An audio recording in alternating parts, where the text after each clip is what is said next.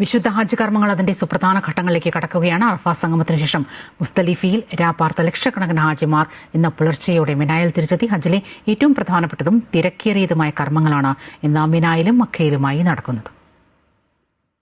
ഇന്നലെ സൂര്യാസ്തമയം വരെ അറഫ മൈതാനിയിൽ പ്രാർത്ഥന നിരതരായ തീർത്ഥാടകർ തുടർന്ന് മുസ്തലിഫയിലെത്തി രാപ്പാർത്തു.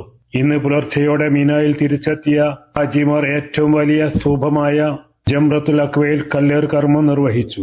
ഇതിന് പിന്നാലെ വലിയൊരു വിഭാഗം തീർത്ഥാടകർ തവാഫുൽ ഇഫാദക്കും സഅയിനുമായി മക്കയിലെ മസ്ജിദുൽ ഹറമിലേക്ക് ഒഴുകിയെത്തി. ബസ്സുകളിലും കാൽനടയുമായാണ് മിനായിൽ നിന്ന് ഹാജിമാർ ഹറമിലെത്തിയത്. ബലിപെരുന്നാൾ ദിനമായ ഇന്ന് ഹജ്ജ് കർമ്മങ്ങളിൽ ഏറ്റവും തിരക്കേറിയ ദിവസമാണ്.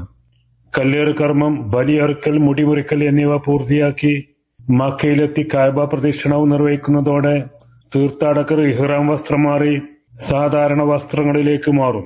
തുടർന്ന് ഇവർ മിനായിലേക്ക് തന്നെ മടങ്ങിയെത്തി അവിടെ രാപ്പാർക്കും. നാളെ മുതൽ 3 ദിവസങ്ങളിൽ 3 ജംറകളിലും 7 കല്ലുകൾ വീതം എറിയുന്ന കർമ്മമാണ് അടുത്തത്.